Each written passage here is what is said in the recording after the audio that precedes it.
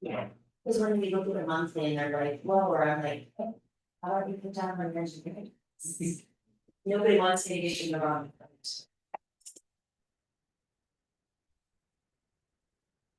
Okay. I will, you want to turn the TV over? Oh, Purchase. yes. I will call to order our regular monthly meeting of the Village of Trumansburg Board of Trustees. Do we have any changes to the agenda?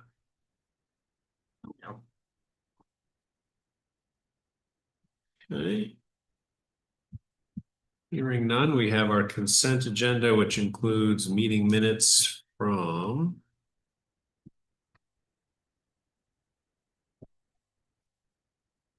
no, the abstract. I also didn't. But I did not do a great time. Meeting minutes from June the 8th, June the 22nd, and July 1st, as well as our two abstracts. We have a straggler of an abstract from the end of the last fiscal year. Should I take it to open? Roll.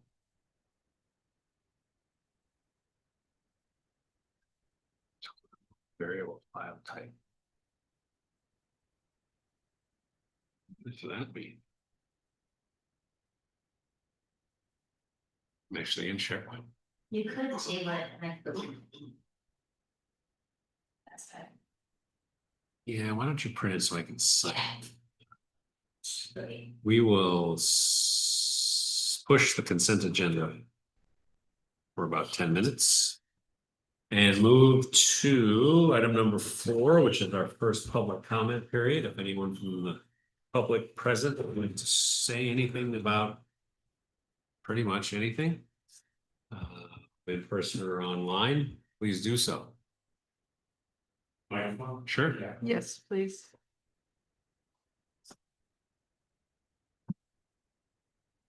Is it on? Yeah. Joel Fay, I'm here speaking on behalf of my mother, Vanessa Fay, who resides at 13 Bradley Street. I know the sidewalks and trees have been a hot topic for a couple of years now. For many years, I've tried to push my mom to come to the board to ask for some help with the sidewalk directly in front of her house. She has an extremely large oak tree that's probably about 6, almost 7 feet in diameter. That is technically, I think, on village property. But the root system has pushed the sidewalks up immensely. I did share pictures with you, Ben, just in case you wanted to push them on. I just shared the whole folder with a bunch of angles. So the sidewalk in the roots probably are elevated almost 12 inches now. And there's really no option to resolve it other than just completely removing the sidewalk. And my overall worry is my mom's liability if somebody gets injured. And without removing the tree, the root system, I don't know of any way of really going about fixing it. So I just kind of wanted to bring that to your attention and see what options she might have. So we do have practice of the DPW can remove sidewalk. And so if that is something you're interested in, we can try and put people in touch to figure out when they could do that. The sidewalk in the right of way is village sidewalk and village property. And so if it's a hazard, removing it makes a lot of sense. We don't always have the time and revenue to actually put in sidewalk everywhere else. Mm-hmm. And so we've had other people put that into village spec, and that's something they can do on their own. But we can at least help removing it. Yeah. So if that's something that's interesting, we can, I don't know if did you say you emailed me on that? Yes, just different pictures of it, different angles of it, so you can kind of see. Back to that. Yeah. We could take it from there. Okay. Because I think it's the preference to keep the sidewalk. Ideally, it's just the biggest issue is finding methods to fix it without killing the beautiful tree, because you'd have to remove the section of roots, or just kind of how to manage it. Yeah. Would Dusty be the right person to just kind of follow up with? Yeah. Yeah. You can follow up with him too. Okay. And see where they might have time for that. But yeah, in general, it's tricky, right? I mean, everyone would like nice sidewalk in front of their house, and we only have so much time and capacity every year. And it becomes, as we'll get into this thing with stormwater, it becomes the same kind of conversation of where do we best put those funds. And so we try and target places with high foot traffic and that sort of thing. And so that kind of limits where we put things on an annual basis. Thank you. Yep.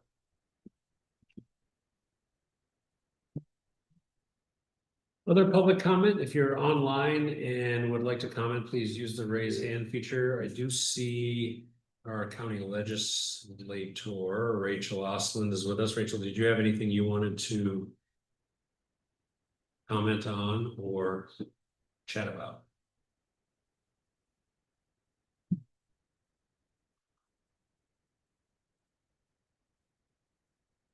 I'm getting there. Hi there. Hi. I'm sorry I wasn't able to be there in person tonight. We did not have a meeting the first week of July, and a number of the committee meetings were also canceled due to the holidays. So I don't have much of a update beyond what was in the report, but I'm happy to answer any questions if people have any. I didn't have any, I did read the report. I'm assuming the heat relief centers are still open. Are they in Ithaca? You know, that's a good question. I mean, I think a lot of those facilities, they're open. They're kind of listed as on the New York State site as kind of cooling centers that are always open to the public. During the heat wave, there were some centers that we encouraged to open for longer hours. And so those hours are now back to their regular time. But I know that the county administrator went to some of those sites on Friday, and not very many people were actually even in them. So I think people were finding hopefully other ways to stay cool. Great. Well, thank you, Rachel. I appreciate it.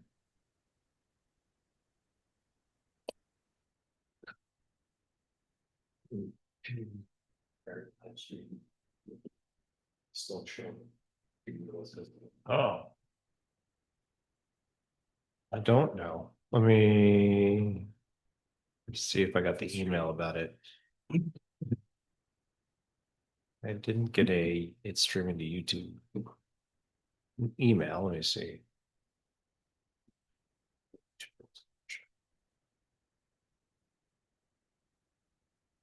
Nope, but we're live.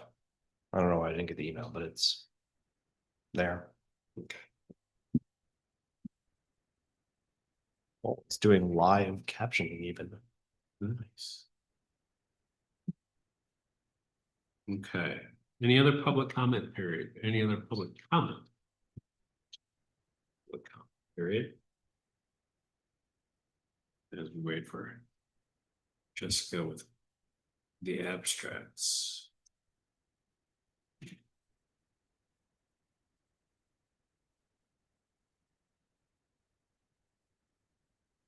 All right, if there's no additional public comment, we'll go ahead and move on.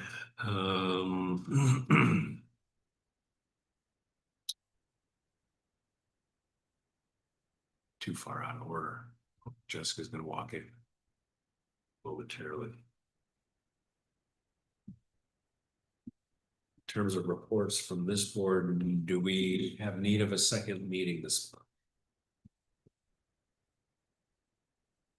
Currently scheduled for the 27th. Hopefully not. So I am hoping to have the CPCR then. But if we need it, we will figure it out. I have nothing. You don't have any scheduled, but it's the 27th. Not for anything else. Don't have anything either. All right, let's go ahead and I'll let Jess know as soon as she gets back. Let's go ahead and cancel our second meeting this month.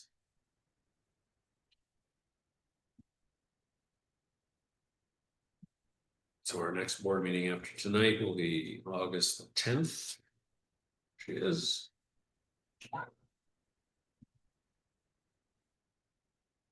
So we canceled our second July meeting. Okay. Bigger agenda. Oh, look at that. All right, we'll go circle back to our consent agenda, which includes, again, meeting minutes from June the 8th, June the 22nd, July the 1st. We had a brief emergency meeting that night for purpose of hiring an employee. And we as well have abstracts from the end of last fiscal year, general fund abstract totaling $51,057.96. And a water fund abstract totaling $1,479.54. Sewer fund totaling $18,311.32. And then our second abstract of the current new fiscal year, general fund abstract totaling $333,056.22. Water fund totaling $52,258.69. And sewer fund totaling $12,640.46. Would someone like to move the consent agenda for approval? So moved. Second, You need to pull anything from the consent agenda?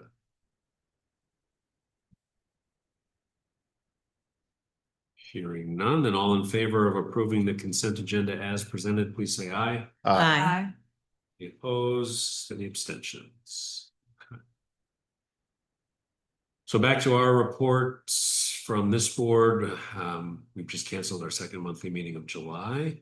The only other thing I have to mention is, I believe board members are aware, but I'm publicly announcing for the first time that the village was awarded by New York State a local government efficiency grant in the amount of $1 million for the purpose of EMS and fire station renovations and or new construction. So we are in the very early stages of being in contact with, it's the Department of State that administers this particular grant. Thank you to MRB for assistance in writing and submitting the grant. My expectation and my hope is that we will be able to apply these funds to the EMS new construction and cut down what we have to borrow by at least half. And so that'll be a significant help on that particular project, which we're going to be talking about more in a few minutes. And with that, fire, Marcia. Fire, we had 40 calls for the month of June, and most of it was weather related to that big boomer that came through.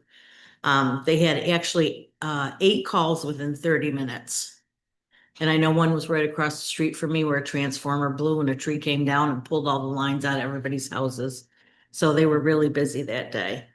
Not quite sure when the rescue delivery of the new truck is, but it should be soon because I see pictures floating around on Facebook of our truck. That's so. And as far as training, they're still doing the water rescue, rope rescue, and hose work. And other than that, nothing major. Okay, great. Trustee Carver is excused, but we have our EMS chief with us tonight. We're going to talk about. You didn't put that later, did we? No, we did. We're going to talk EMS rates. So we'll wait till a little bit later on, if that's okay. All right. DPW water sewer CPZR and where was it? Yeah. I surprisingly have very little to cover. Things that are outstanding, just to kind of name them for DPW water sewer. We're continuing to look at the roof rebid. Thank you to Jessica. We have kind of a first draft of that. I was looking for some feedback from Ben Carver. I'm going to continue to nudge him on that before we spend too long. He had mentioned previously he had some ideas on how to make it a more effective bid before we go out again. So hopefully we can get his input on that. Otherwise, a lot of the focus is on stormwater, which we'll cover a little bit later with MRB. And we now have 2 summer help folks hired and working. So things are starting to get back to kind of a normal pace for a summer. And the group is hopefully getting back into some of the projects that they've been kind of treading water on for the past couple of weeks. I think that's a bit for them. CPZR, we continue to move forward on industrial zoning. I'm hoping to get that wrapped up in the next few months so we can get the full set of changes for commercial and industrial in front of us for discussion and eventual debate about potential adoption. And I think that's kind of it. Yeah.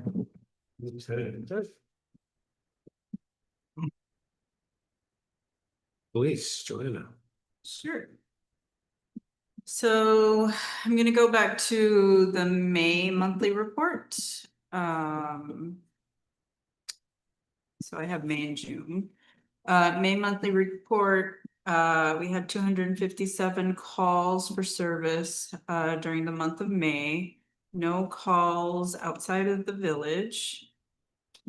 In the criminal investigation area, there were 3 theft investigations, 2 domestic disputes, 5 mental health, 9 harassments, 2 motor vehicle accident investigations.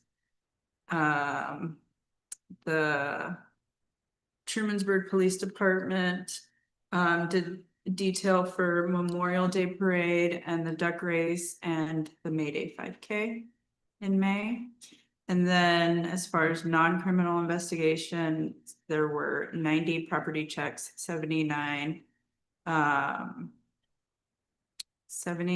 traffic stops with 58 traffic tickets issued, 3 parking tickets for problems, and 19 informational inquiries, background applications. Then for June. Let's see.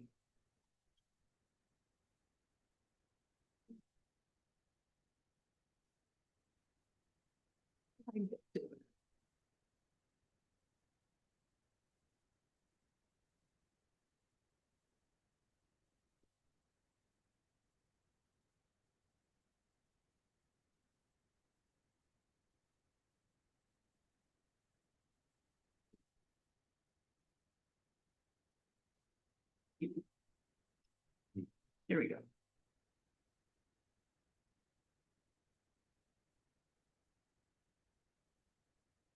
All right, June monthly report, there were 210 calls for service in June, no calls outside of the village. Within that, there were three thefts, 4 domestic disputes, 2 mental health, 7 harassments, 1 motor vehicle accident. The police department worked Porch Fest and the Gorgeous Marathon in June. Non-criminal, there were 58 property checks, 4 business alarms, 78 officer initiated traffic enforcement with 33 tickets, 5 parking tickets, and then 20 informational inquiry background applications conducted by the Tompkins County SD. So that is that. And then we're gonna talk about the school zones later, so I will not discuss that.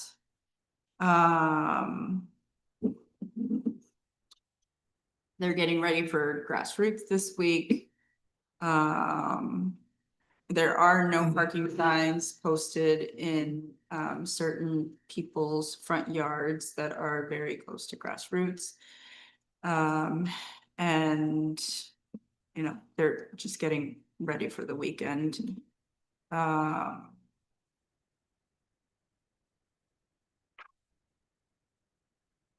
I don't, let's see.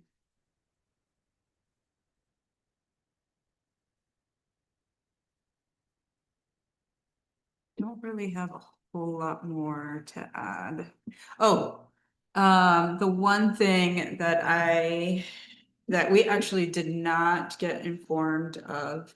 I saw something that the Ithaca Police Department put out a couple of months ago about prescription drugs, that they were no longer accepting drop-offs at the police stations and they had alternatives, so I asked the chief to look into it.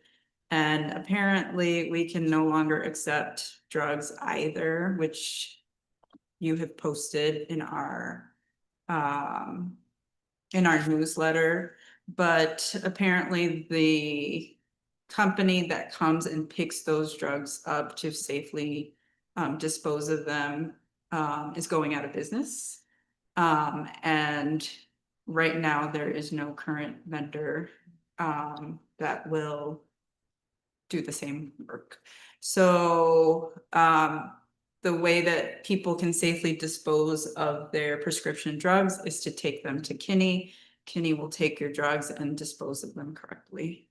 So that was, yeah, we did not know that.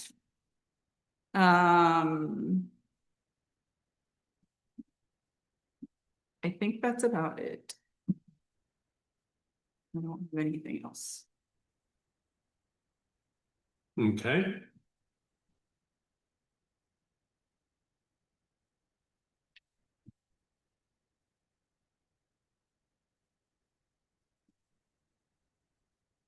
Clerk Treasurer's Office. Oh, so we have identified the fire EMS budget session with the contract with municipalities. For the 27-28 fiscal year, it will be September 9th at 6:00 p.m. It'll be here in the village hall. So that's that, and then also I will be sending out the property tax notices this month. So we collected, I think, all but about 90,000, which is about 3 which they are. Fun to have tax bills and then what else. That's it. Maybe stop by and check out the new sign refresh. Village offices, and thanks, special thanks again to Janice Broussard, village historian, gardener extraordinaire, who has made that patch for project. In honor of Jack. Right. Sign looks great. Yeah, it's going to have some black metal on top, but then painted it green to in the meantime, just. It's lit at night.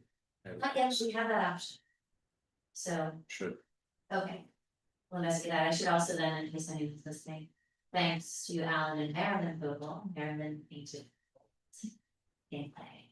So I don't think there's anything else. I will have June reporting, so we can get a better sense of where we are now after the first month of the fiscal year, but really to do some of that forecasting for Iron and those budgets for 2020. Any questions? They have some great solar lights that would probably work on that sign. Yeah, we do, it is hardwired. Oh, it is hardwired. Yeah. Oh, okay, I didn't realize, I didn't realize that they had dug something or that something was there. And just time. So we can investigate both. Okay. Yeah. Mhm. What, Budget meeting, when was the date one more time? September 9th, 6:00. You have last water bills in May. So do you have, done for tonight, but do you have the most recent up to date water to general balances? Yes, not on my brain, but I can get this for you this week. So, yep. Think of that. That's a bold statement. It is. Indeed. Okay, item number 6 then is old business, moving right along. We have EMS, new EMS station, seeker related business. Nope. Starting with, about to say no particular order, but we're actually going to do this in particular order tonight. So back in June, our first meeting in June, we declared our intent to be lead agency for the project. So first up, I would like to officially declare ourselves as lead agency on this.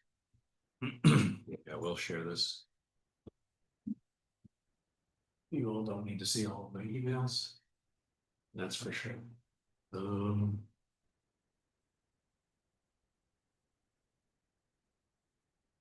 There we go. So whereas the Village of Trumansburg Board of Trustees on June the 8th, 2026, declared its intent to be designated the lead agency for the Village of Trumansburg EMS building project under the provisions of the state environmental quality review regulations, and whereas the village board has provided written notices to this effect to the involved and interested agencies, and whereas the village board has not received any written objections from the involved agencies to the board being designated as the lead agency under seeker regulations, and whereas the village board has previously determined that it is the most appropriate agency to ensure the coordination of this action and for making the determination of significance thereon under seeker regulations, now therefore be it resolved that the village board does hereby designate itself as the lead agency for the action identified above herein. Would someone like to move that? So moved. Second. Comments or questions? Hearing none, and all in favor, please say aye. Opposed, any abstentions? Okay. We are now lead agency, which takes us to the environmental assessment form, part 2. And as with fire, I will not be reading all of these questions and sub-questions. We'll look at each category to be answered yes or no in terms of significant impact, expectations, and if there is any yes, I don't know if there is. We'll look at the reason why. So impact on land, does the proposed action, or rather the proposed action may involve construction on or physical alteration of the land surface of the proposed site? The answer is no. The proposed action may result in the modification or destruction of or inhibit access to any unique or unusual landforms on the site. The answer is no. The proposed action may affect one or more wetlands or other surface water bodies. The answer is no. The proposed action may result in new or additional use of groundwater, may have the potential to introduce contaminants to groundwater or an aquifer. The answer is no. The proposed action may result in development on land subject to flooding. The answer is no. The proposed action may include a state-regulated air emission source. The answer is no. The proposed action may result in a loss of flora or fauna. The answer is no. Proposed action may impact agricultural resources. The answer is no. The land use of the proposed action are obviously different from or in sharp contrast to current land use patterns between the proposed project and a scenic or aesthetic resource. The answer is no. Surprised the water tower doesn't count. I was about to say, what about the water tower? The proposed action may occur in or adjacent to a historic or archaeological resource. The answer is no. The proposed action may result in a loss of recreational opportunities or a reduction of an open space resource as designated in any adopted municipal open space plan. The answer is no. The proposed action may be located within or adjacent to a critical environmental area. The answer is no. The proposed action may result in a change to existing transportation systems. The answer is no. The proposed action may cause an increase in the use of any form of energy. The answer is no. The proposed action may result in an increase in noise, odors, or outdoor lighting. The answer is yes. Reason why is the proposed action may produce sound above noise levels established by local regulation during the construction phase. The proposed action may have an impact on human health from exposure to new or existing sources of contaminants. The answer is no. The proposed action is not consistent with adopted land use plans. The answer is no. Too many negatives in that sentence. The proposed project is inconsistent with the existing community character. The answer is no. Any comments or questions on those answers? Concerns? Anything you'd like to see answered differently?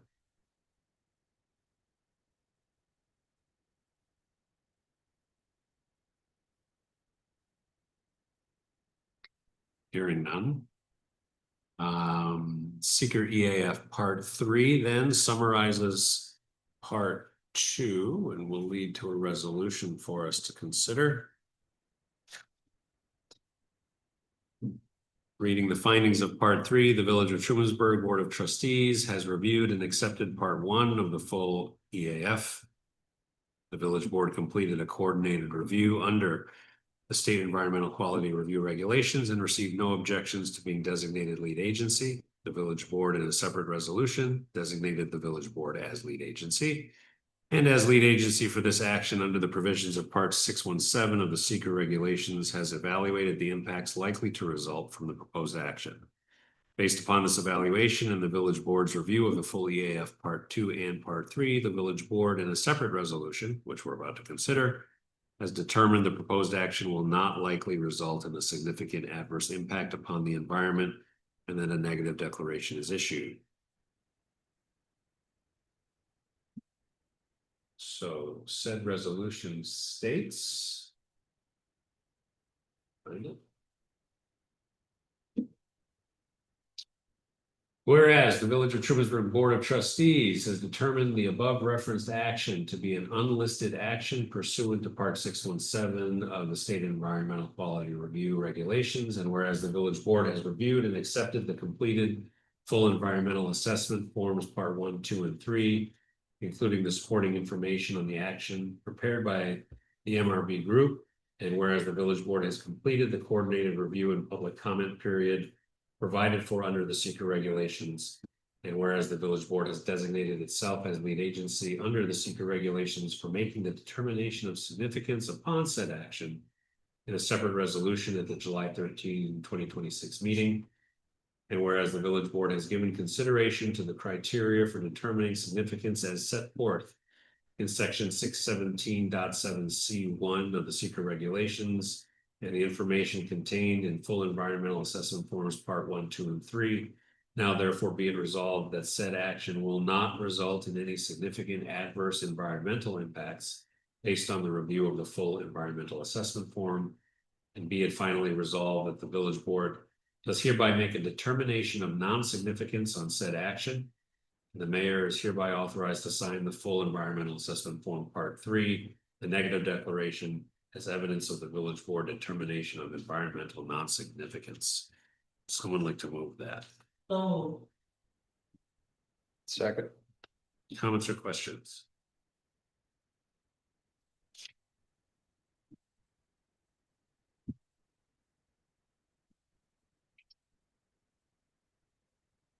Hearing none, then all in favor, please say aye. Aye. Any opposed?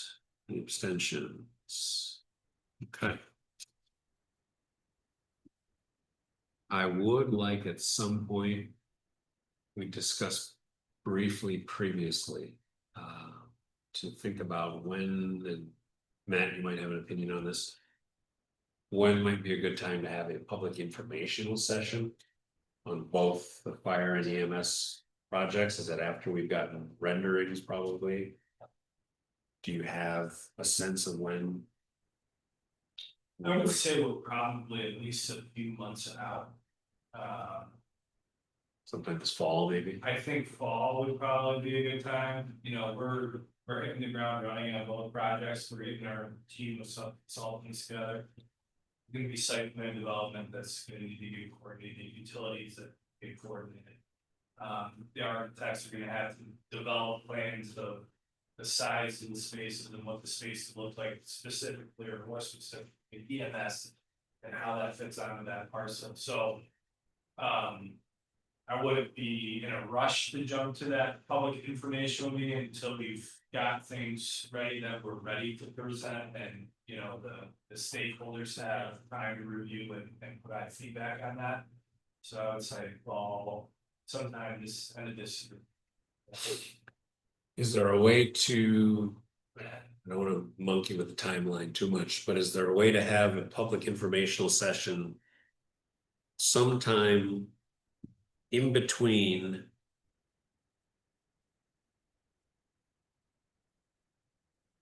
renderings that are close to final draft and actual renderings that are engineered for construction, and just in case at that informational session somebody brings up something about the aesthetic or the design or something like that that we decide we want to Yeah, so. take into consideration? So just right off our first phase, we have a whole point check where we work with the village on getting an estimator contract and take a look at the set of drawings where they're at, let's call it a 30% set. That will give us a gut check of where we are working with the budget. That second whole point check where we'll have maybe at 60 or 75%, because again, you know, a little bit more detail, a little bit more involvement in the project. Take a look at the project budget and see where we're at. That would probably be a good opportunity after that time to. That would be at least a suggestion. Okay. Which does line up with your mission flaw. Sure.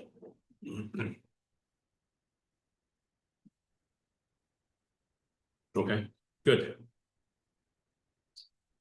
And you'll want both projects, I think so. same. I would probably, I mean, the informational meeting, I'd like to do all at once. Okay. Spend 45 minutes on each, maybe not even 30 minutes on each, and then have time for comment. Yeah. I don't anticipate a lot of comment on the fire renovation, to be honest, but because we're putting a building where nothing exists now, I'm sure people will have comments on the EMS station, so. It's necessary. But in terms of like where the trees are planted. Exterior building design, I did confirm with Guy that neither project is subject to site plan. But he did suggest, which I will do, that I offer to the planning board. If they have any input, so I'll CC you on that, just so that as we're getting to. You know. What color the doors are. You know, get feedback. Yeah.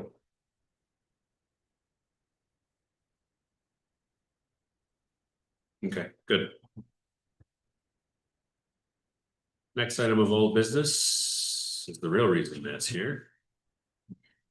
Stormwater management. Yeah, if you want to make me still I can share this.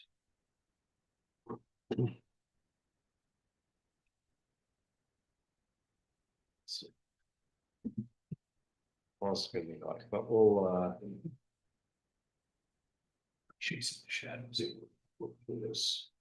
I don't think that. All right. That's where you want to start? Start there. All right, great. So thanks for having me here. It's been probably a couple years now that we've been involved with the so-on called comprehensive stormwater project for the village, which going back in time started with, you know, we got a bunch of plan sets, but nothing's ever been compiled. We don't know what infrastructure is there. MRB went out, surveyed, walked the village, took inventory of catch basins, pipe sizes, ultimately got that into a GIS system that is a more usable document, starting to assess existing conditions, hydraulic capacities, so on and so forth. We've provided a draft report to the village that was sent to Ben and I believe shared with the board at this point. We've taken residential input, we've had board input, we've had DPW input, kind of got us down to about 9 projects that have been focused on evaluating for existing capacities and looked at what potential proposed improvements would be required. And also kept in mind what funding opportunities could be available for certain projects. Been mentioning to Ben, we are seeing stormwater become more funded or projects with available funding. Green infrastructure being one category, undersized, washed out structures. Obviously, the state is recognizing the need for stormwater, which was always kind of pushed to the wayside. Infrastructure that was put in decades and decades and decades ago is now, you know, there's a huge need with culverts getting washed out across the state. So it's here, it's, you know, storms are getting more intense. This figure, the New York State HUC 12 map, HUC 12 is a watershed that's the most the smallest analysis on a national level. So if we're looking at the north portion there, you can see a dash line, which is the Tompkins County county line. It's quite a significantly large area, but that's one watershed that has impact on the northern portion of the village. So that just gives you kind of an understanding of, at least from a national level, how far they studied it, but it's a pretty expansive area. And similar for the southern portion, that outlets to Taconic Creek. But again, it's significant. So that kind of being a basis of a starting point, if you go to the second figure, MRB took LiDAR information, which is aerial survey, topography, and it's a little difficult to see here. Come zoom in if you. Yeah, if you just zoom in maybe to the north portion of the village, essentially what MRB has done, if you see call outs for A5, 6, 7, 8, 9, 10, 11, 12. We took those two Huck 12 maps and we started to assess individual drainage areas on a smaller, more isolated condition for the village itself. So now we can understand where water is coming from, where it's moving, and where it's discharging to. So we probably created a little bit more drainage areas and work for ourselves, but it also helps the village in planning and looking at where contributing water will move throughout the village on one map. This map here, there was 3 drainage areas, A, B, and C. B, I believe, seemed to carry on the north and southern portion of Trumansburg Creek. But generally drainage basin, A, north to northeast, flowing out to the county line, ultimately making its way to Trumansburg Creek. And southern portion drainage area C, again, ultimately flows to Taconic Creek. So pretty large areas. On this map, we show the 9 locations of the project areas. So there's Tamarack Lane, Larchmont Drive, Pennsylvania Ave, Camp Street. I'm going off memory here a little bit. The pink purple spaces here. Yeah, the pink.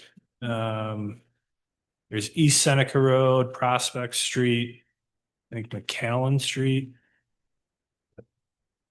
and Seneca Street, which was an area that had been previously studied. So to just give you kind of a rough order of magnitude of these 9 project areas, existing capacities of proposed project areas, the minimum increase in size of it in infrastructure was at least 3 to 1 on all of them. It's not uncommon for storm systems to have been designed for 1, 5, or 10-year intense storms. Going and looking at 100-year intensity for village-wide projects, the funding's just, it would be through the roof. It's just not how stormwater systems are often managed from a large scale.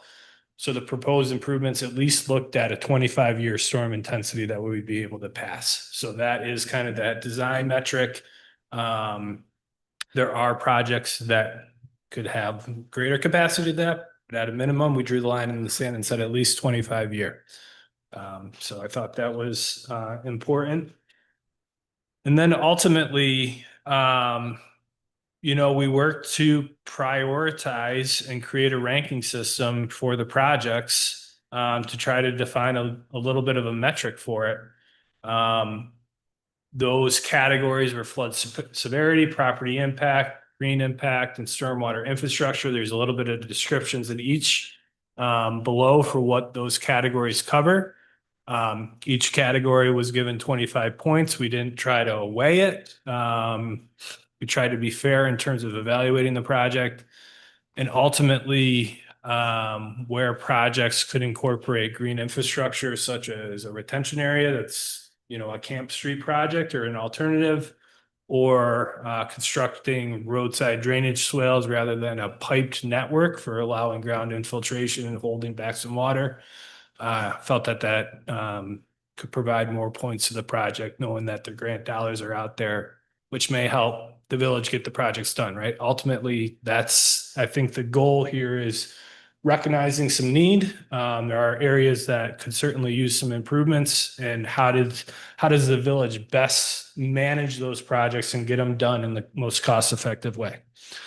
So that's a quick general overview of these 9 projects, we're looking at about $3.6 million in total project costs. So it's not a small undertaking. There are projects in just about every corner of the village, but it is something that, is out there. So I can just pause there for a second if anyone has any questions. Thinking about either this year, well, this year CFA is doing 2 weeks. Next year, would we be looking at, assuming that there's money available for some type of stormwater or drainage infrastructure, would we be better off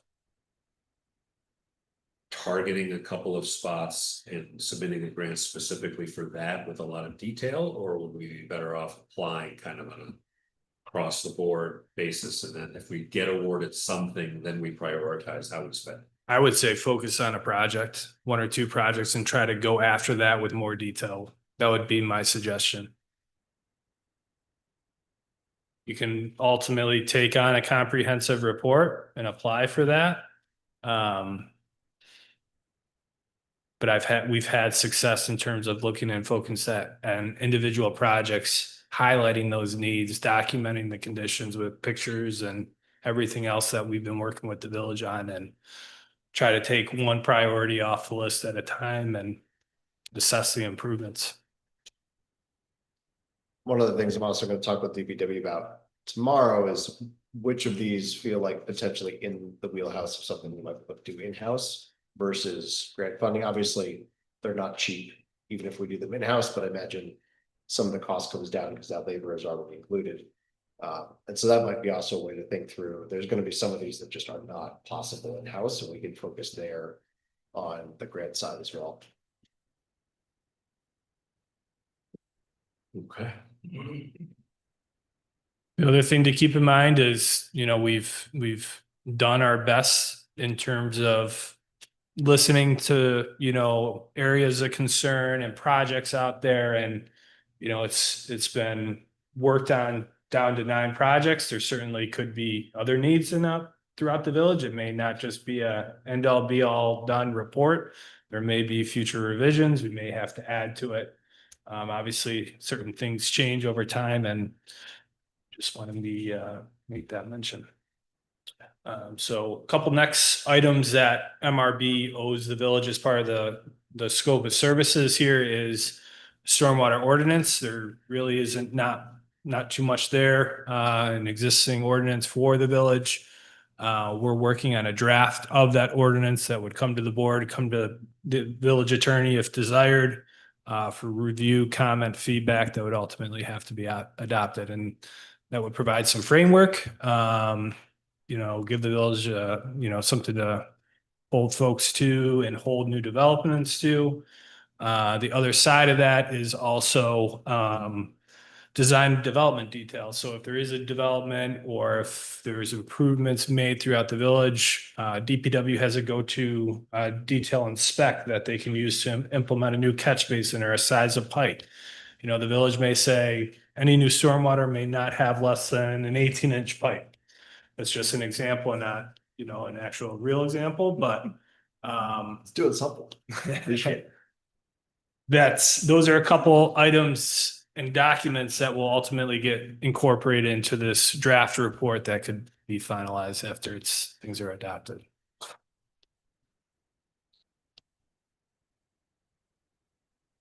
Good.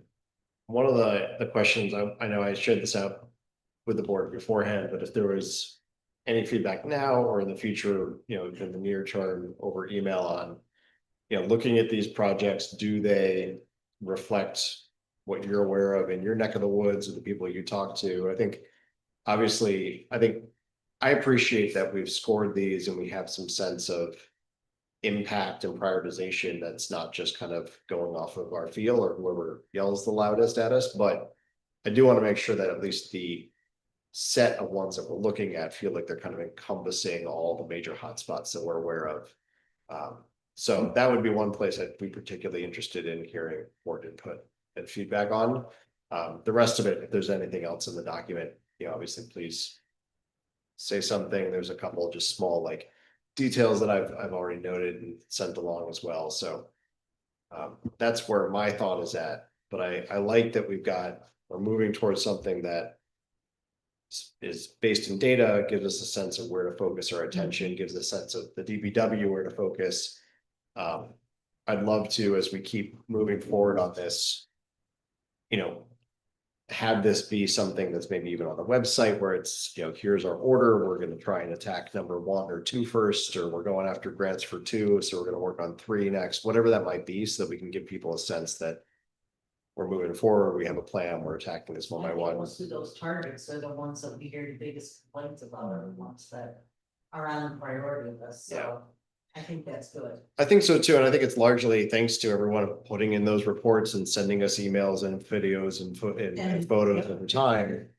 Because it's helped us create this, and the reality is not, there are more spots than just this. There are areas where we won't get to in the next 5 or maybe even 10 years, and we'll continue to keep working on this. This is gonna be something we're doing forever at this point. I don't think we end on this. This is another net new area of focus for the DPW with everything else that they do. But I hope it gives people at least a small amount of understanding, at least as to why we're doing the approach that we're doing, and we only have so much time and so much finances in any given year to address this.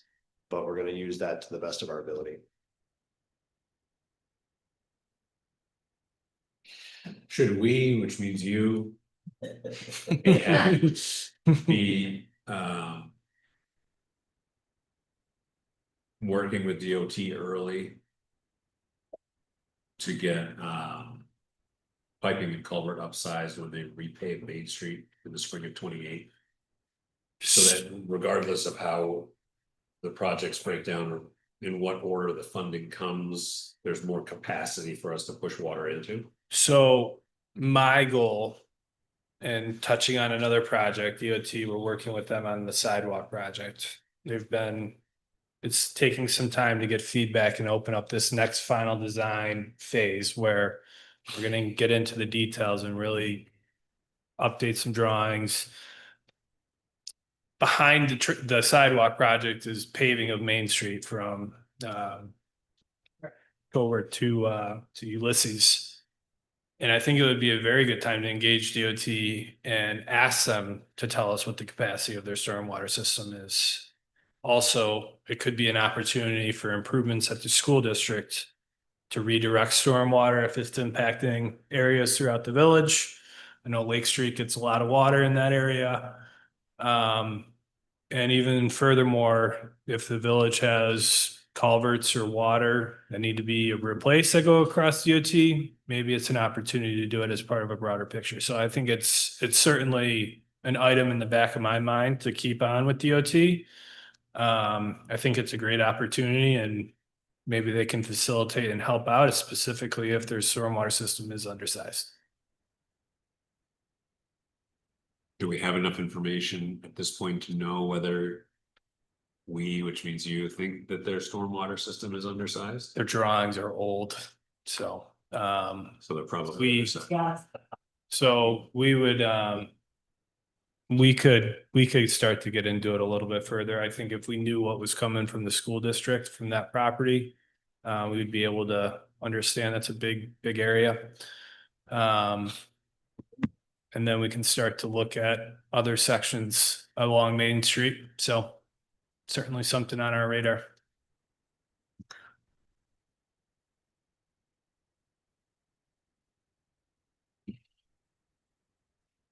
It's for Matt. Are you aware of the building fire department east once a year? And my understanding, it has to do with the DOT's structure.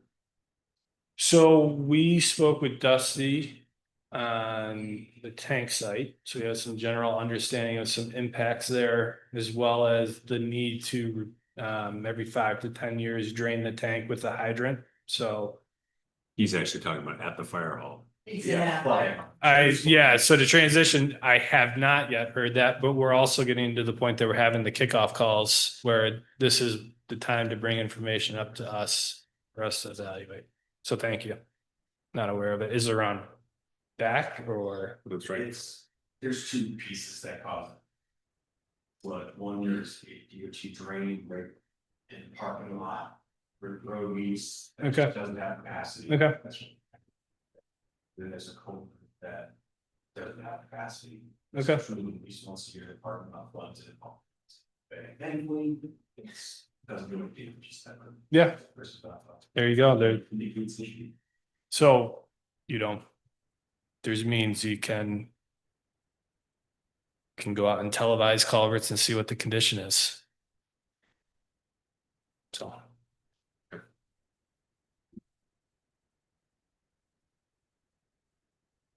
That's all. Appreciate it. Yeah, thank you. Appreciate it. And then anyone has any questions or comments, we're always pass them along. Sounds good. We'll get the sign seeker stuff off to you tomorrow. Okay. We have to schedule a couple of public hearings. I'm assuming we'll do these in August. Is that 30 days? Enough time?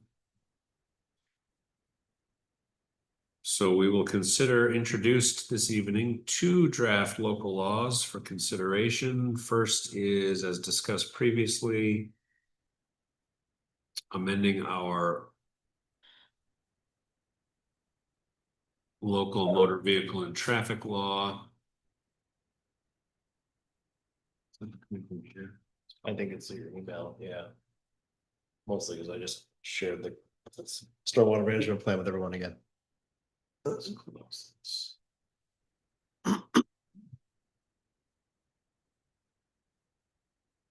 The first draft local law, which would be local law number D2 2026, would be to amend our 2016 parking local law to create no parking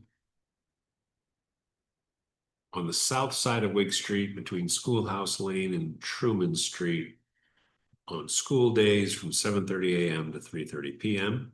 So for those not familiar with that area, it's the handful of spots in front of the middle school on the middle school side of the street in between the middle school main road and Truman. People will be able to pull over there and drop other people off, but not park and leave their cars during school hours. The second draft local law for consideration will be to amend our speed limit local law from, this also says 2016, I thought it was 2019. Either way, to adjust school zone speed limits to include and add a school zone from Schoolhouse Lane on South Street by the Historical Society to Crescent Way,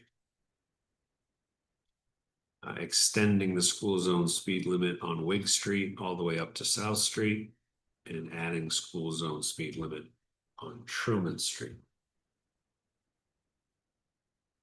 So those we will consider introduced, and are we good with the August meeting for that public hearing?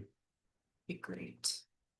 August 10th, that will get those enacted in time for the new school year. Let's not start talking about the new school year just. Will that give sufficient time to put signage? I was just thinking that I'm gonna assume we're going in this direction and talk to Dusty about seeing how quickly we can get Getting those things. signs, Yeah, at least ordering them. Yeah. right. I don't think they take terribly long. Let me connect with him. Okay. We're like, I wanna, like, I don't wanna make that. They're not, Maybe we'll they're see. not a custom order, so I think you can get them. Yeah, I think we can get them pretty quickly, and I would hate to buy signs and then us make some sort of other decision, though I think that's unlikely, but Yeah. that's probably true too. I'll put it on my list to talk about. I'm pretty sure. Get those over. Yeah. And I guess those would be just like the fluorescent signs. Right, and not like the flash. Yeah, I don't, I Light. would not want to put up lights unless we as a board decide to do that. So And a I would neighbor. start him with Right. just the standard signs, Okay. and then if we feel like we want to do more, we can have that conversation. Great. Thank you. Okay, so we'll have public hearings on those two changes at our August board meeting. Next item of old business is a conversation about the new senior or the adjusted senior tax exemption limits.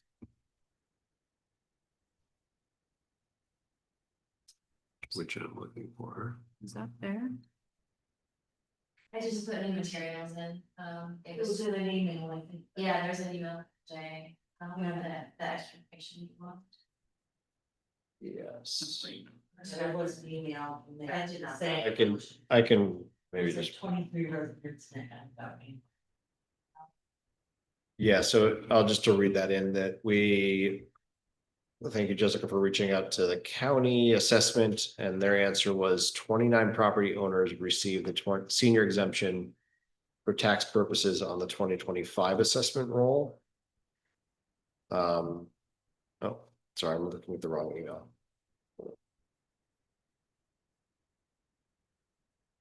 No. It's this one, here we are. There it is. Using the 2026 task base and factoring in the exemption. If we were to adopt the scale to 65%, the tax rate would raise $0.036, which translates to $10.80 on the median assessed home in the village. There were 23 seniors, yeah. So average savings for T-Berg taxes for seniors would be about 1,135. Oh, that's currently, and they would see that raised to about 1,456 for the 23 seniors who received the exemption. This is based on 25 tax. This was using the 2026 tax base, and I guess the people probably on the 2025 roll. It's more profits tax than more tax. That's what I should- Yeah, Okay, maybe this is using the full 2026 then. Because they would have that now, because we've, we just done that after the sales, so. okay. JV's. So it's not a huge change No. on either end, but potentially meaningful to those who are receiving the exemption. I don't recall, does this, if we go to the higher exemption limits, is that local law or resolution? I feel like it's local law. I feel like it was too. I feel like maybe we'll have yet another local law. Like the virus finished. Thanks. Yeah. I would do so, yeah. Okay, Any concerns? I don't at this point. I think I've become comfortable that it's a small amount of folks. It's a meaningful improvement for their. And for them, it's not a huge impact on everybody else, and. I liked Ben Carver's approach of thinking it through as kind of systematically, if there's any. Unintended consequences we could come up with, but with the targeted focus of it, I don't foresee any.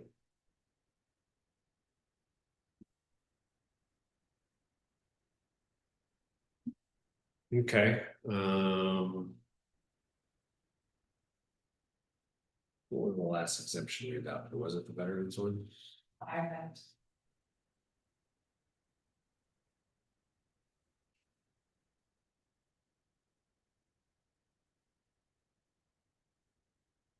Maybe just email Jay and ask him for a sample resolution. Oh, I okay. think the county adopted a change. We asked him for a sample, Okay. sample language, confirm whether it's local law resolution, okay, and then ask for sample language.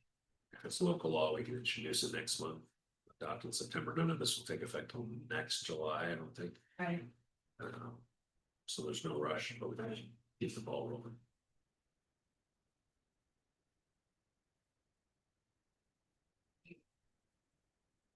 Okay, any other items of old business?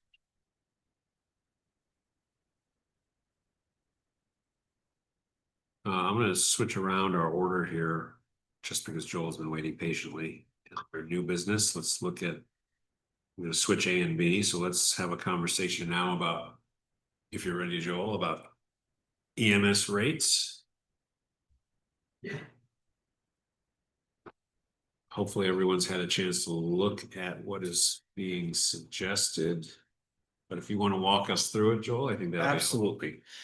So ultimately, there's truly two different documents with it. The billing collection and write-off policy, which is, we'll just say new. Our old one is truly archaic. And then attached to that, at the very end, is the billing rates and write-offs, which is just kind of more of an overview of our rates. The first thing I want to call to attention is that the recommended rates for 2026, for ALS treat and release for the RMA, it was 1,200. I caught that today while reviewing everything. It's actually supposed to be 1,250. So it is updated in the SharePoint though, as of this moment.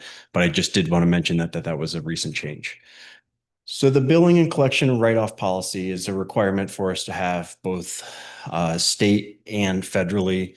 And then additionally, kind of behind this is a compliance manual that we're required to have. But more important to everyone here, along with the public, is really our billing policy. Big things in it is truly, it's pretty boilerplate. There's nothing really significant in it except with our practices for collections and write-offs. So I would imagine that very little would need to be amended. However, there is some homework for everybody here to kind of decide of how they want to move forward with this. My strong recommendation is to take a stronger approach with billing and start utilizing collections and make sure that we are trying to capitalize on our EMS revenue as much as we can, especially with the price tag accompanying EMS. And it's only going to get worse as we continue to have more regulation pushed on us. So if you go to page 9, actually, I'm sorry, it starts on page 8. There's the resident protection clause. That's really where there are ultimately 3 options of how we would like to continue to bill. Option 1 is insurance only billing model. That is, yep, absolutely.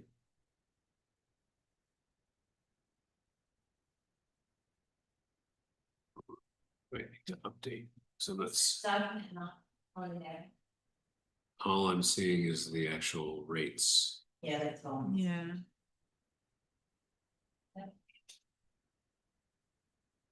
In our SharePoint, it's the EMS billing policy, I think. EMS billing policy.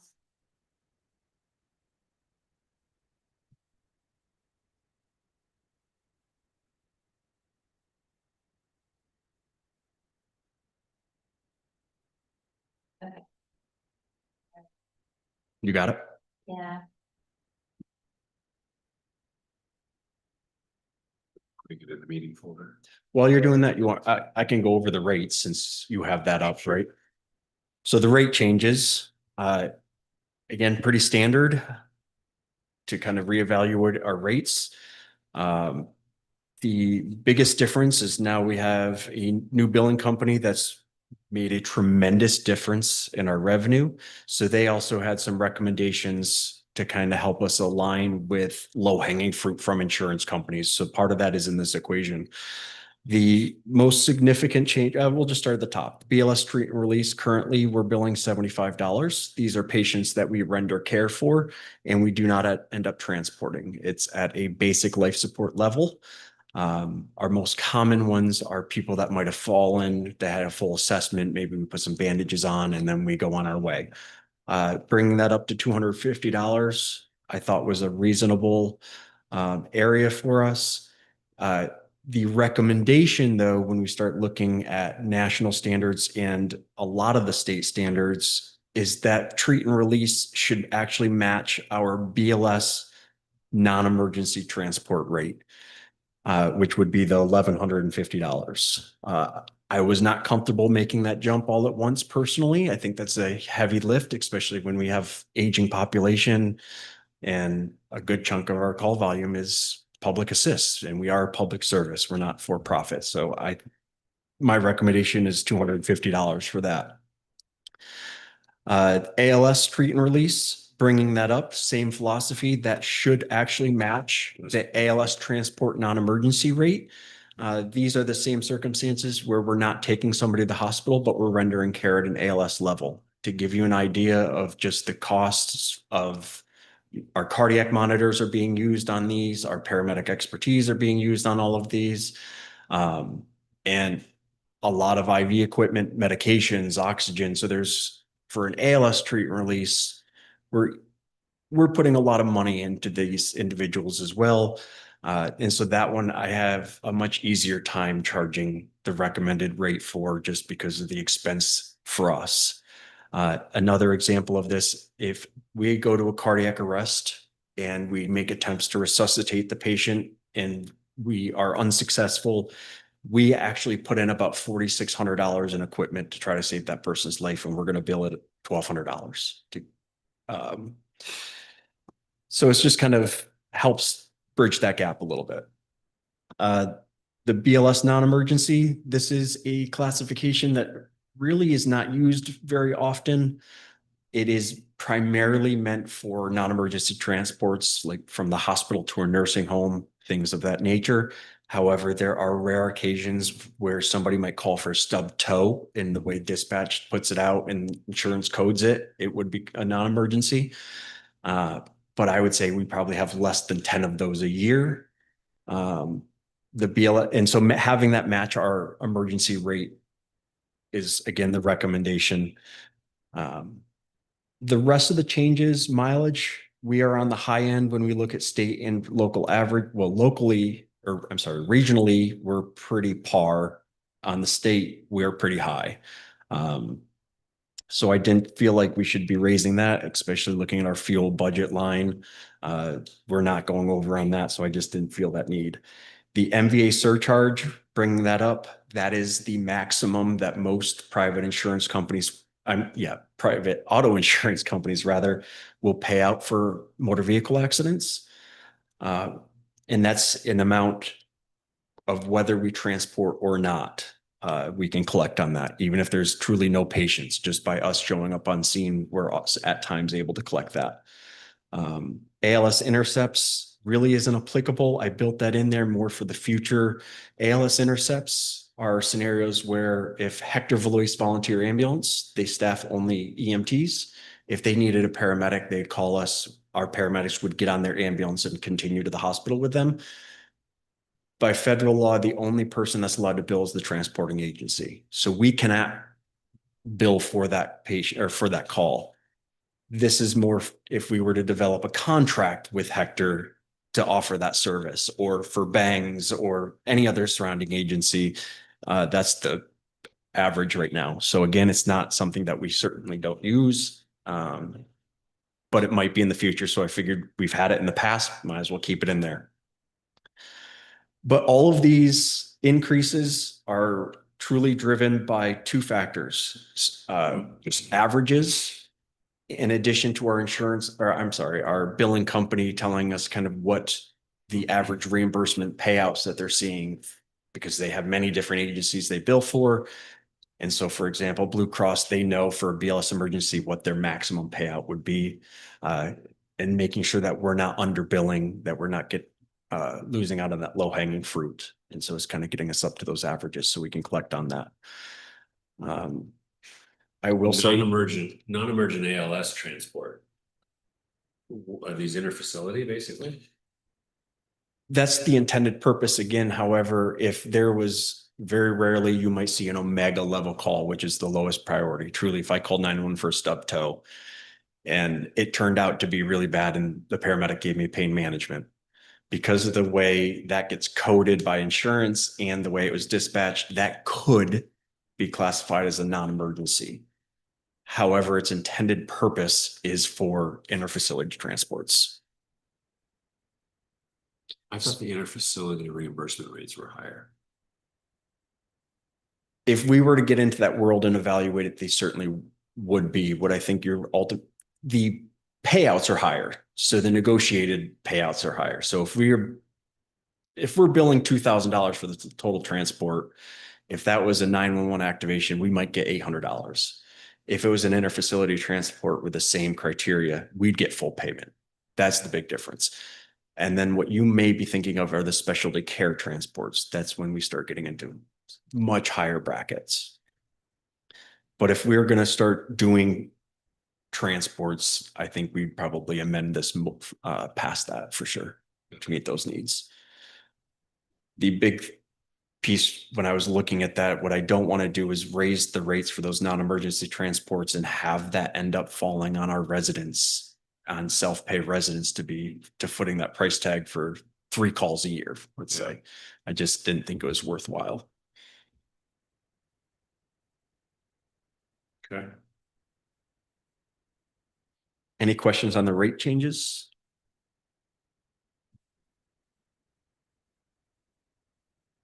The page 2 with the on-site hourly rate, are those changed? I'm sorry, say that again. There's a page 2 here with on-site hourly charges. I'm assuming this is for events. Yes, I'm sorry. Yes, that's correct. How are those changed from previous? Yes, we amended those a month ago. Yeah. We increased that. I don't have that in front of me, so I'm not sure exactly what those changes were, but certainly the amendments that I had made to our standby event, our scheduled events, were to make sure that under any scenario that we're not going to be losing money covering the standby, that we could pay our 2 paramedics on overtime and at least break even.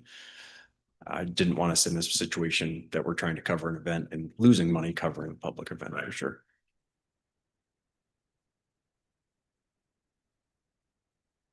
Other questions for Joel on the rates, dollar amounts? So is it your request, your recommendation that we approve the rate change separately from conversation over collections policy? Because I think the collections policy piece might take more conversation, or would you like them passed together? I think separate probably would be better to conduct business. Just because regardless the outcome of the policy, you might not want to approve anything tonight potentially, but the rate changes are something we look at every couple of years.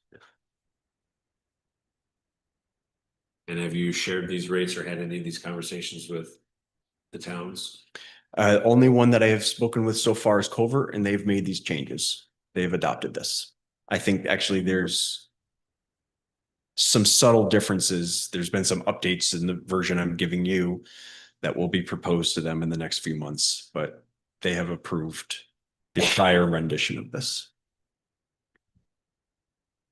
And Ulysses, I haven't approached because almost every time I do, the first question they have is what's Trumansburg doing? So I kind of figured I'd start here.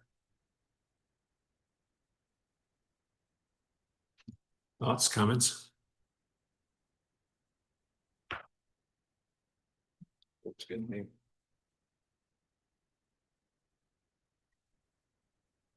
Okay. We have the policy. I saw Jessica, you sent an email with a link, but Yeah, I'm sorry, it's crashed into Jennifer on computer. Available. So I did just resend the policy, it is also in the general. It says on TV, should the policy full thing open? I had to request No, access. full policy is, how many pages is the policy? Probably 11. That's- Did it come? 11. Maybe 200. I shared, yes, I can absolutely share. So you have, did it open with the left, It says Uh, request access. I had to request access. but did I write it? No. I have not received an Maybe email not. saying that Yep. I will have access.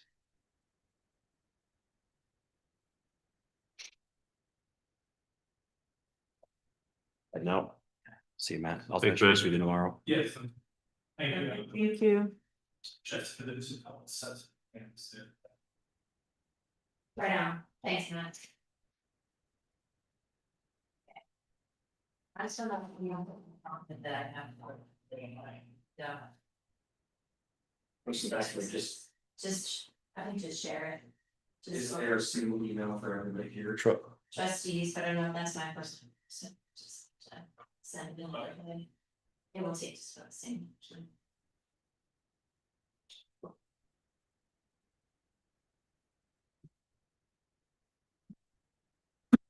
Oh, I have access somehow. So-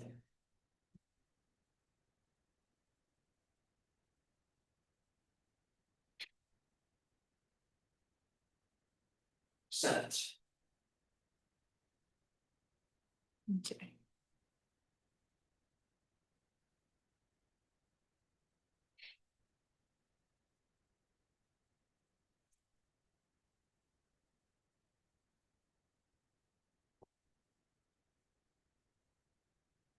You know when you're ready? All right, that looks more like it.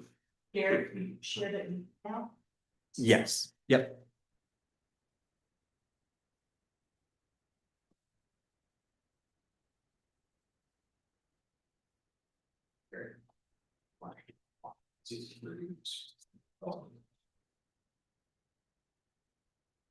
That's crazy. If that's easy. Okay. Okay.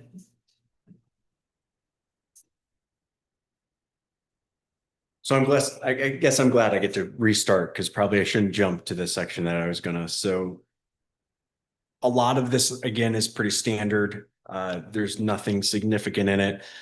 The biggest changes starting from the top is instead of having a separate charity care policy and different policies related to EMS building or billing, we combined it into one policy to include the rates. So in it, you'll see the financial hardship is now part of this policy that we're going to look at. I think that's a critical piece, especially with some of the conversations and potential outcomes of the decisions you may make.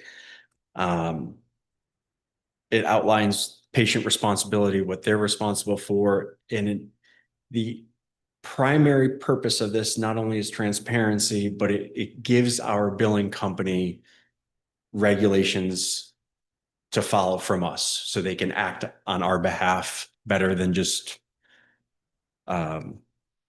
without having it, I guess. So the biggest areas I wanted to start on is, again, it's page 8, and it's the residential protection clause. We should probably actually go through the collections.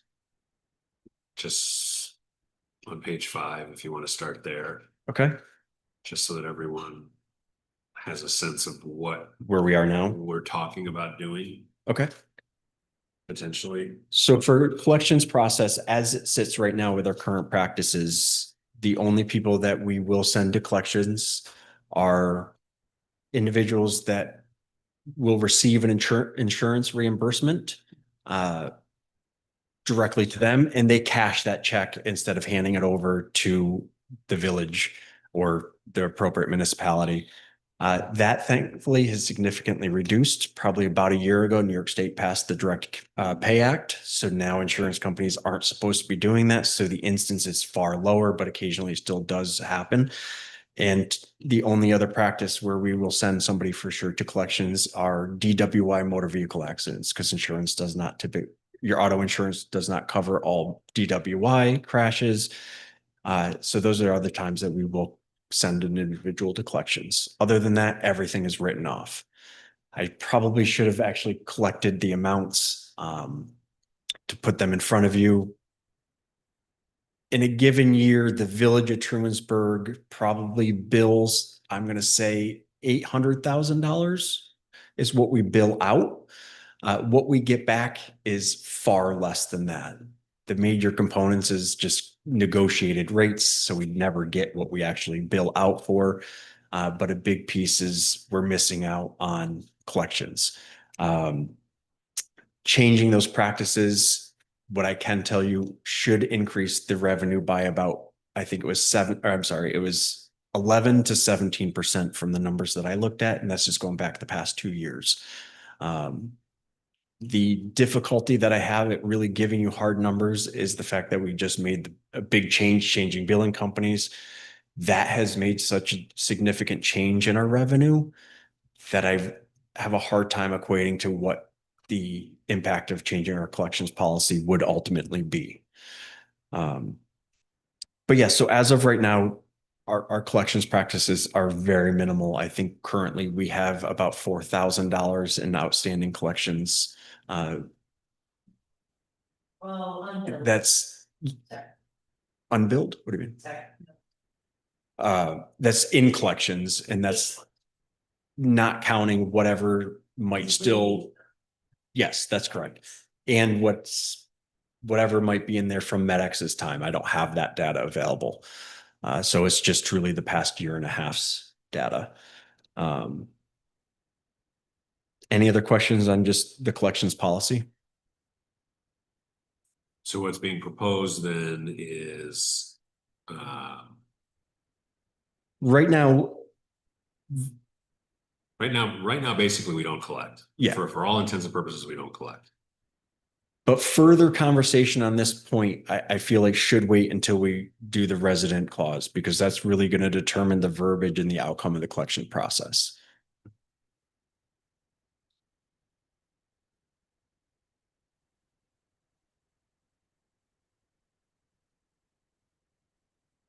Right. So yes, so on page 8 towards the bottom, the resident protection clause, we can certainly remove this altogether, or we can keep this. What I put together are 3 options that I would recommend to the board, or not recommend to the board, but 3 options that I think are best to proceed.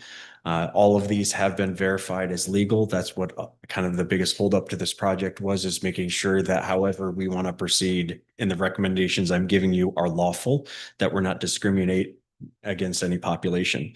So option 1 is the insurance only billing model. That's currently our practices as we speak right now. So residents are not balance billed after insurance payments. Any remaining balance is written off after insurance adjustments. And obviously not just resident, but anyone can file for the financial hardship. And if a balance is outstanding past 90 days, it's automatically written off. Option 2 is a hardship-based protection model. So this is going to full collections. This is any balance past 90 days or whatever timeframe is determined by this group would end up going to collections if it's not collected upon. Option 3 is something that I would strongly recommend evaluating. We actually can, because of our circumstances of having a municipal CON, we can do a full collections policy, but exempt verified residents of the village of Trumansburg. So anyone that we care for that does not reside in Trumansburg, if they don't, any outstanding balances go to collections. But if they are residents or a resident, we can keep our current practices for them. My thoughts on it from conversations is I thought that was kind of a happy medium, at least a good place to start, especially since we are a public service and subsidized by the tax base. Can you help me understand how 1 and 3 are different? They seem like the same outcome, though they're kind of framed differently. But I'm probably missing something there. I guess the only difference really is between 1 and 3 would be if somebody's walking down the sidewalk in Trumansburg and they don't live in Trumansburg and gets hurt in transport and they don't pay their bill, we'd send them to collections with option 3 because they don't reside in Trumansburg. Okay. Option 1, there is residence doesn't matter. We don't send anyone to collections unless they meet those few instances we spoke about previously. So option 1 is basically what we're doing now. Correct. I see. It sounds like, I think like residence here is maybe being used in 2 different ways, and it's probably important to clarify where. You're absolutely right. You're 100% correct in option 1. I see what you mean. So option 1 and So 2. patients, so Yeah, right. 3.2.1 should actually say patients are not balance billed. And I imagine the same is for option 2. I think like my guess is option 1 and 2 are basically talking about all patients, and option 3 is really making a distinction between local like village residents specifically versus non-village patients. Yes. Okay. So option two, I'm certainly not opposed to going to a full collections process. My only area that I would strongly advocate on is ensuring if we're going to go to a model like that, that we are really sending out our charity care, our hardship paperwork and information or pamphlet to every single bill that we send out. I think we should have information on that. I feel like we have that responsibility. Do we bill? Trying to think, outside of the village, everyone else is billing, except for mutual aid, right? We bill the mutual aid. Correct. Yes. And you say you verify the legality of the resident exemption Yes. with who?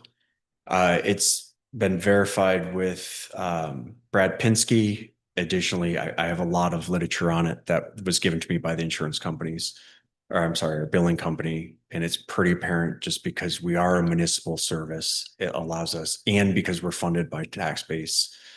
The biggest question that I took a while to sort out was we don't have a tax district for EMS. Right. I wasn't sure if that was a requirement to be able to do the resident exemption, and it is not. I have been able to verify that.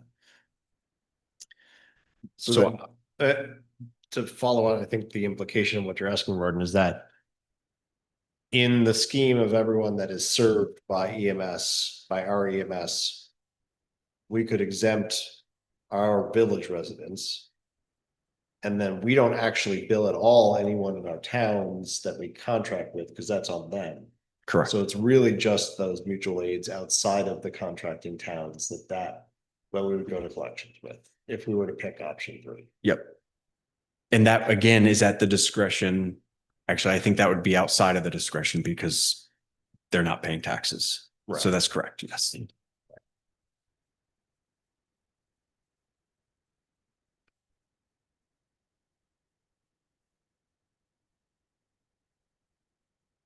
So what's most important to me, at least for getting business done, I guess pending discussions and outcomes here, if nothing else, I would ask to approve this policy as our current status of keeping option 1 and just everything as is, if we wanted to have further conversation, but at least that way we can get this policy in play and get it to our billing company so they can start following it. Like. Yes, Set up payment absolutely. schedule people Yep. to. Yep. There's a few different means for them to be able to do that. Yes. I'm fine with approving this policy for the purpose, because I understand the building company is waiting on us. I'm fine with approving the policy with our current policy in it. I think we need to make sure, especially Ben Carver probably has an opinion. I think we need to have more conversation before we change to one of the other options. I'm with that, and I would love to see if we can pull some numbers on like what we might anticipate or what we're not currently collecting that we might collect. You know, we're not going to get perfect numbers. It's still, you can go to collections and still not collect anything. But I think it'd be helpful to have some kind of rough numbers, kind of range. I think that would be one of the numbers. At the very least, that would be one of the numbers.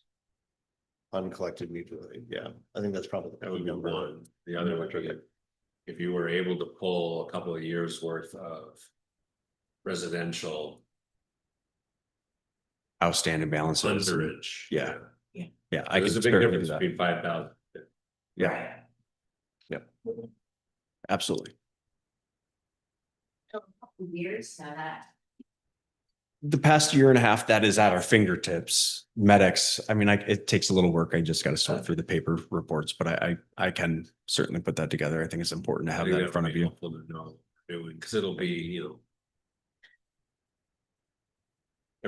Every other facility is doing it. That doesn't necessarily mean we should. Sure. But having the numbers to go with it. Yeah. would be Where this helpful. really ties into the collections piece or the collections section of the policy really comes down to if we're going to move towards collections, then determining the administrative write-off amount. So anything, any balance over X number of dollars goes to collections. Anything less than that would be administratively written off. And so that's also a value you guys can set here as a board. Yeah, but I'm not really basing that off of anything. It's hard to really kind of get a starting point. The reason I thought 300 was it gets us that $250 for the, you know, the lift assist that they're not getting collected on. And so that's really where that number comes on or comes from. But if you wanted to be a little bit more liberal and go higher, you certainly could. It's at the autonomy of this board. Yeah, I think that's where having some of those numbers would be helpful. Yeah. It's you and Michelle. Most important to me was starting this conversation, introducing the idea. By no means was I expecting a decision to be made on that. That is a big decision.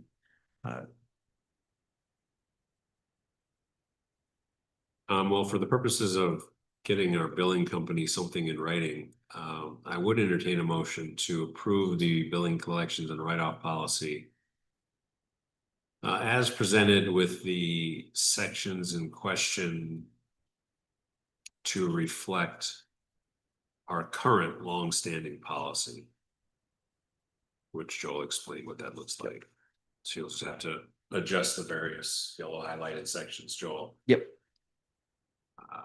So if someone would like to move that, then at least we can have our policy nicely in print.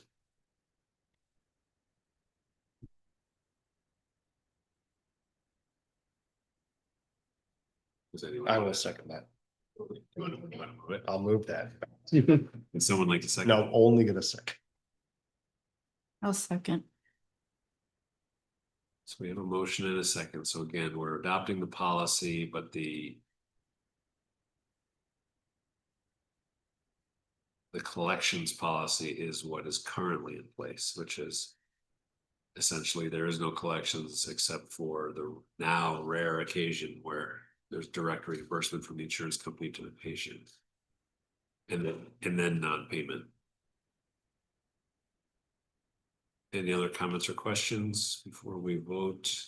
So this is pending, we're adjusting. We should have a conversation about adjusting it for sure. Yeah. Yes. But the billing company that we've changed to has been nagging us for months to say, where is your written policy? And I know there's a written policy from about 2011, but it's from 2011. Okay. Which doesn't, and it doesn't cover all of these different sections that Joel has put together, so It's one page, truly. probably handwritten. All right, then all in favor of approving the Trumansburg EMS billing collections and write-off policy with the relevant sections as described, please say aye. Aye. Any opposed, abstentions? And then in terms of rates, any concerns with adjusting rates tonight? No. Static. Charge more. Okay, then would someone like to move the amended billing rates as presented? So moved. Second. Comments or questions?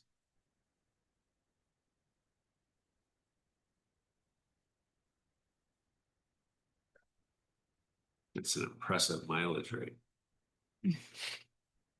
The only thing I'll say is, and I know you mentioned this, that some of these recommended numbers were based on collection from insurance, right? Yes.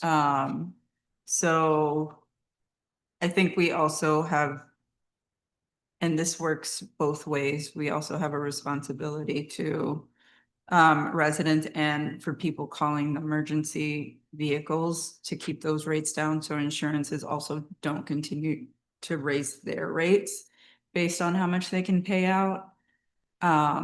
Because that has been the trend for the past 15, 20 years, is that if rates are raised, insurances will try to make that up by charging Oh, you're more talking for premiums. insurance. But my understanding is we're just coming up to the level of what they've been paying, like we've been way behind in charging. what we Right. Should charge. I wouldn't say way behind. I think we have actually done a really good job of kind of staying with trends, but it's just every few years. I of agree making with that. amendments. It's just like one of these things where we're chasing, they're chasing, and I just want to, be conscious of that as well. Yeah. The one, if I may comment on that. I think when we talk about EMS billing and the impacts that it has on insurance carriers, we're talking less than 0.1% of their payouts truly per capita. It's EMS doesn't make money. Right. And it's a drop in the bucket, I think, to them. So I think it'd be hard pressed for me to see a world that rates from EMS billing affecting Yeah. significant. I understand increases. that. but I think it was You're more not like wrong. general, It's general. very valid in many other corners of healthcare for sure. I agree. I think that's fair. I'm mostly interested in seeing these numbers try to keep pace with our cost. Yes.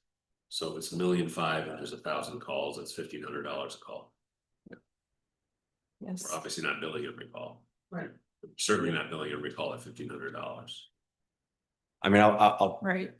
put it on the record. My goal for this agency from the very beginning of taking this position still stands true today. It's been to make our revenue cover all of our payroll expenses. That's been my objective. And we've made some pretty big strides over the years. So we're continuing to move in a good direction. Yep. And I think that looking at it from the standpoint of our residents, I think that's a pretty fair compromise where the tax pays for the service to kind of exist, the equipment, and the revenue pays for the personnel. That's a happy place to live.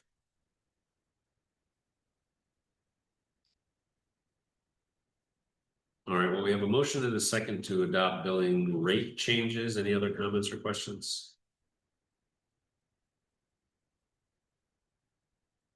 Hearing none, then all in favor of approving the new billing rates as presented and recommended, please say aye. Aye. Opposed, any abstentions? Thank you for all your work, you and Michelle, on this. Thank you. Don't let us sleep on the conversation about collections. Yeah. I think if you can get us at least 2 years worth of numbers on what you feel, no guarantees, but what you feel could have been collected that wasn't, that'll give us, again, if it's $10,000 in 2 years, probably not putting it high on the agenda next month. If it's 200. It's tough for me. I'm curious to see what it looks like. So I look at if all of the municipalities took the same practice, this change would be immense. It would actually be helpful to see what that is. That's what I'm gonna. If you can do both, that way we can know what it means just for the village. But also kind of, so agency-wide and then village alone as a user. I think those two numbers would be helpful. Can you explain that though? Because my understanding is if every municipality that we contract with were to do the resident exception, we'd all end up still being basically back where we are currently, except for mutual aid. It's not just mutual aid. We have a lot of people there's a lot of tourism here. There's a lot of 911 callers, all of the motor I see vehicle what you're saying. accidents. Okay. If somebody doesn't live in one of the municipalities, we're pursuing. And do you feel like you've got that information too? Yeah. Oh, okay. Yep. Yeah, All of that would be very interesting. Yeah. to See that pulled apart. yeah. I would like to just at some point, just to put it on your radar, have a sidebar conversation about information sharing publicly for other municipalities, what's appropriate, not appropriate at some point. Yeah, right. So, but this is right. So seeing that mutual aid versus resident versus non-resident Yep. in our district, Correct. those are all different kind of splits of that information. Yep. Yeah. Interesting. Looking forward to that. I think if you can pull apart all of that data, send it to us, then it's probably all foilable, but maybe not. So we can look at it Mhm. outside of the meeting. And then certainly have a public discussion about Sure. the policy if we decide we want to change it, but. Probably hard to identify patient information from it, but. if- Yeah, that's not the concern. The only concern that I really have is historically, I was not privileged to the other municipalities billing records and revenues and balance sheets. They've done me a favor by giving me access to that, and I just don't want to breach that. So I just want to be sensitive to Yeah. that. That's all. I think if it was in some way published to the board, that's one thing that I'm more than comfortable doing that, depending on the values and what we're sharing, I don't necessarily want to make that public record. Right. I just don't feel like that's information for me to disseminate without their permission at least. That's fair. You do know, and so share this one prior to work both together. Yes, yep. Yeah. Yeah. Yeah, whenever, obviously it's a busy week this week, but whenever you get around to that stuff, that'll be. Okay, thanks, Joel. You're welcome.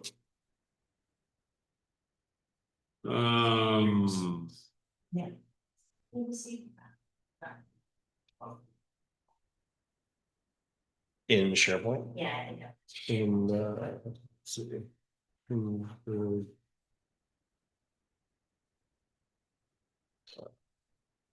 See, I'd love to see. Well, that's right. We gotta do some hiring. You gonna stick around, Joel? Yes. All right, next item of new business, we have some reason to want to review, and it doesn't necessarily mean review tonight, so I'm just bringing up the conversation. Way back when. Those were the days, way back when in 2015. Start that sentence in a different place. Way back when in 1978. The village adopted what is commonly referred to as an open container law, which says that there's no open containers of alcoholic beverages allowed, basically outside in public areas. I'm not 100% sure about this, but in the back and forth with Guy, I think that law has probably been since preempted by state law on for a whole host of reasons, including I don't think the ABC board existed in its current form in 1978. Anyway, in 2015 or 14, there was a request made by some restaurants to allow outdoor seating. So we went through the machinations of adopting this law in 2015 to say, okay, we're repealing the open container law in these certain areas, basically outside of a restaurant or a bar where there's seating provided and the seating is kind of barricaded off and so on. To allow for those establishments to serve customers outside. The process to get the permit to do that ran through the code enforcement officer. There is reason to believe, based on some research, based on a permit that was applied through our code enforcement office this year, and some conversations between Mike Bailey, our code enforcement officer, and Guy, that this law is possibly preempted by a whole bunch of other things now. So the question for this board is, how deep do you want me to go down the rabbit hole to craft something that gives the village some type of police power over quote unquote open container? Or is the question for Guy really, do other statutes preempt all of it anyway? In which case we would be best served by simply repealing this and leaving, for instance, the service of alcoholic beverages outside of an establishment apparently is governed by the liquor license itself. Oh. So we can't preempt that and say you can or can't, except within certain guidelines that have to do with ADA compliance of the sidewalk, it's a Right, mess. that's what I was thinking, it had to be a But I certain think, amount. I think the liquor authority supersedes that too, so I haven't started down this rabbit hole because it's deep and windy. And I'm not sure where the will of the board is in terms of who, which probably unfortunately means me, maybe Mike Bailey should be tasked with figuring all of this out with Guy's help. Yeah, I think. Um, Yeah, I'm happy to give it to Mike. I feel like it'd be nice to give us a little bit of, give him a little direction of where we'd like him to take it though. Like, I think there's still some direction of giving here. I was always under the understanding that was in within certain parameters of outside of the. Of the establishment, and it can only be so many, I thought we were wait, and. I thought it was way more specific, that's how this is written. right? And there's a question about whether we are not perhaps superseded by other laws that we can't override. I mean, As in the state doesn't even allow you to ask. I mean, can I ask, like, I think the interesting question here is. Do we care? Like, is this a problem enough that we need to have a special law to create fines for people that are drinking alcohol outside, especially when at least one time a year we have a porch fest where everyone's drinking alcohol outside? Stanley Cups. Right, but I mean, like, but you know, and I understand why some people may not like that, but like, does it actually create a nuisance and a problem to the point that this board needs to take action beyond whatever kind of state regulations we can't get out of anyhow? I don't know that it is worth a lot of time and Guy's money to spend a lot of time on that. Yeah, I think, and I'm rereading Guy's email without getting too far into the weeds. Just one example. We are, as a municipality, allowed to regulate outdoor public consumption of alcohol. However, once we create a situation where, for instance, a restaurant can serve in a particular outdoor space, we can't then regulate their business operations. This law says it's only from this hour to this hour and not after this time. Mm-hmm. The liquor authority supersedes all of that. So the question is, do we like the concept of no open containers except in designated areas?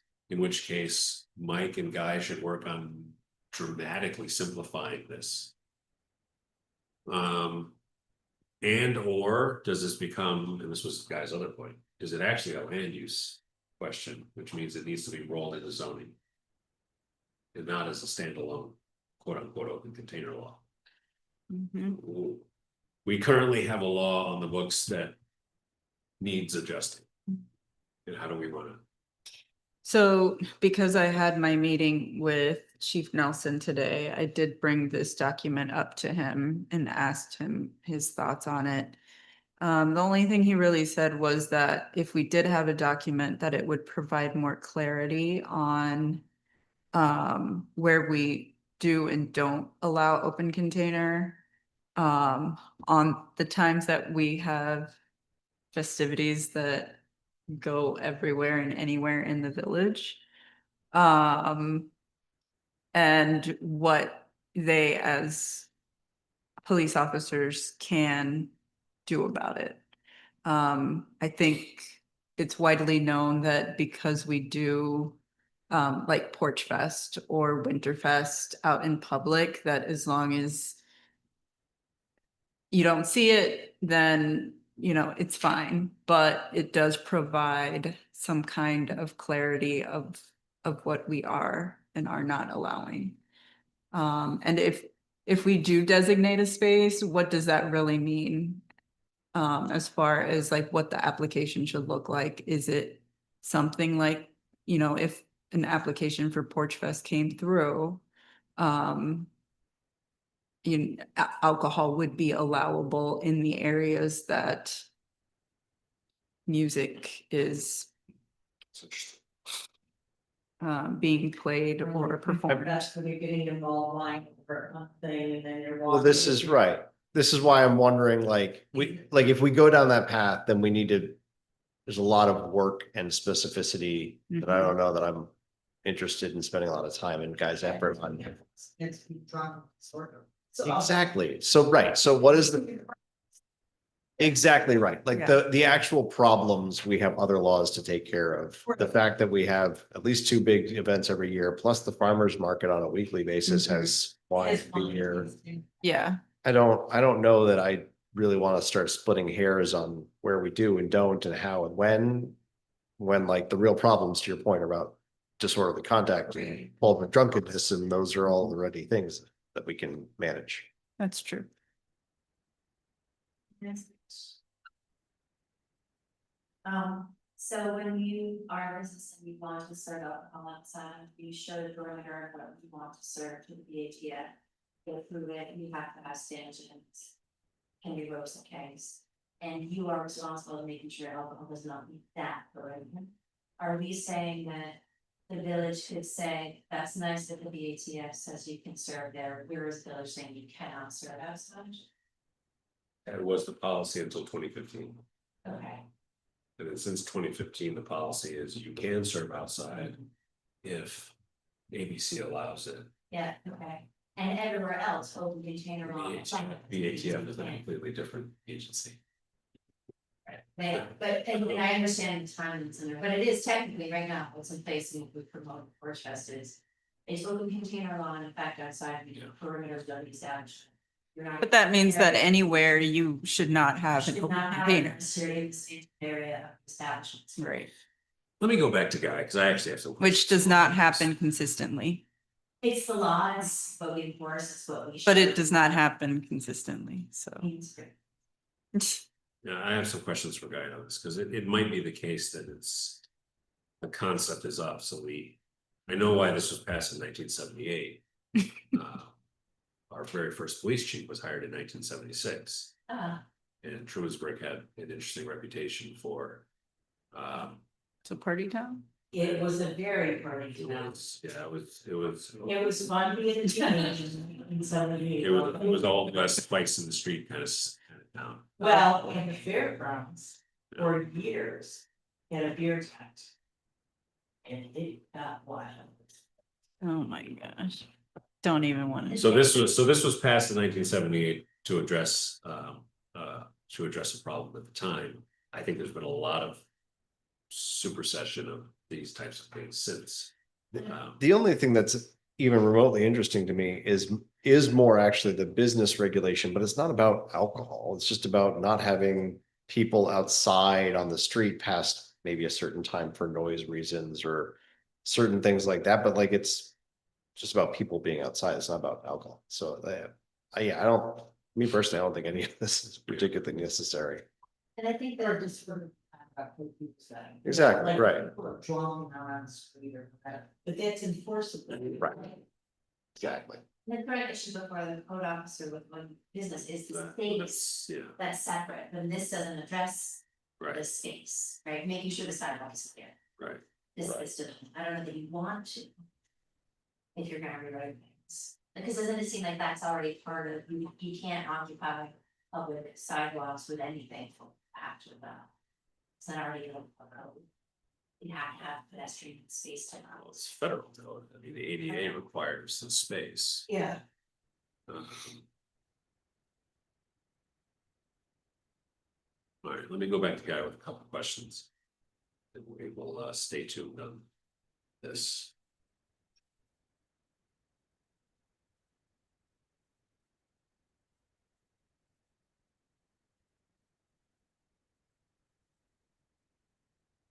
Okay. Any other items of new business?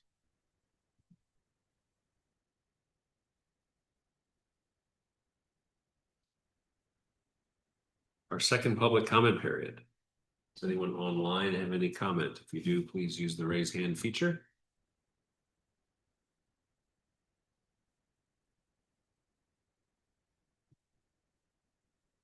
Raise hand feature is hiding in the React at the bottom of your Zoom screen if you're interested.